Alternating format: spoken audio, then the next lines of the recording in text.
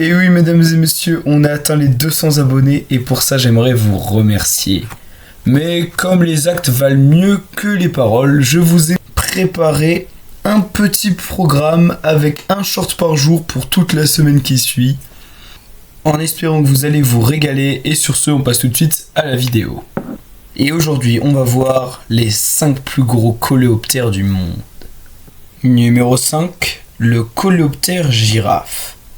Long de 10 à 12 cm, cet habitant des forêts d'Asie du Sud-Est possède de longues mandibules qui servent au mâle à impressionner les femelles et à se battre pour des combats territoriaux. Il se nourrit de sève d'arbres et de fruits et se fait à son tour bouffer par des lézards, des oiseaux ou des mammifères. Ouais, sa taille impressionne pas grand monde finalement. Numéro 4, le scarabée éléphant. Ils ont décidé de faire tous les animaux de la savane ou quoi? Long de 12 cm, il vit dans les forêts d'Amérique centrale, où il sirote tranquillement de la sève d'arbre en mangeant des petits fruits mûrs. Ouais, on dirait un peu la description du coléoptère de la girafe, mais bon.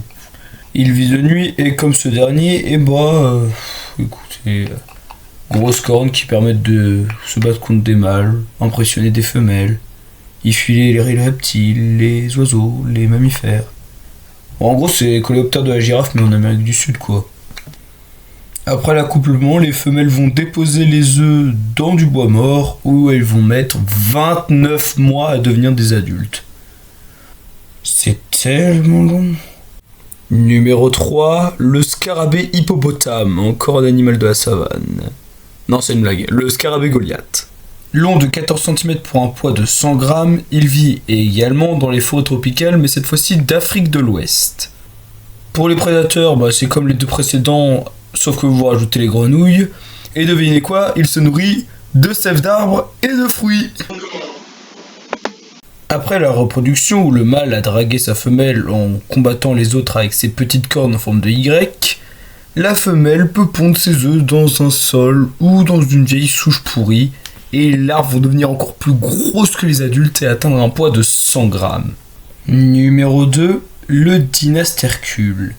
Long de 17 cm, il vit en Amérique centrale et dans les Antilles, au cœur des forêts tropicales où il peut trouver ses proies, des petits insectes. Non, c'était une blague évidemment, des fruits mûrs et de la sève.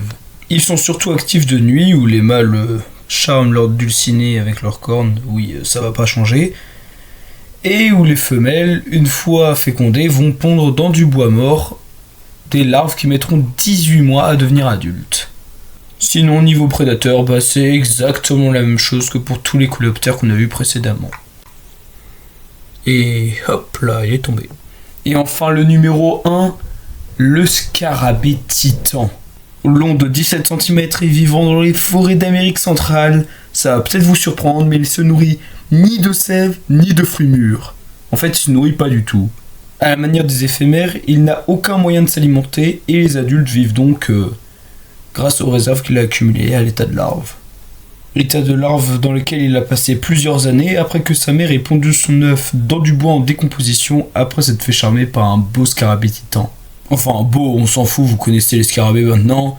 Surtout un qui a bien cassé la gueule à plein de scarabées titans et qui a montré qu'il était le meilleur.